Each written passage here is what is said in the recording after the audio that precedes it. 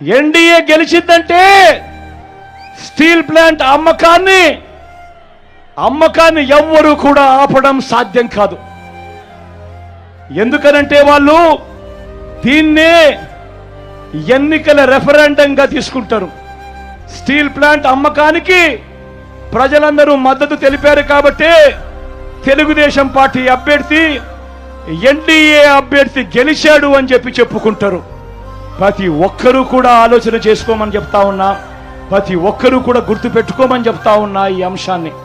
దాని తర్వాత జగన్ ఆపడానికి ఎంత ప్రయత్నం చేసినా కూడా వాళ్ళ నోట్లో నుంచి వచ్చే ఒక బాట, నీకెందుకయ్యా బాధ, వాళ్ళకు లేని బాధ నీకెందుకయ్యా బాధ, వాళ్ళు ఎన్డీఏకు ఓటు వేశారు అని అంటే, తెలుగుదేశం పార్టీకి ఓటు వేశారు అని అంటే దాని అర్థం వాళ్ళంతా స్టీల్ ప్లాంట్ అమ్మకానికి వాళ్ళంతా కూడా గ్రీన్ సిగ్నల్ ఇచ్చినట్టే కదయ్యా, నీకెందుకయ్యా బాధ అని చెప్పి ఆ తర్వాత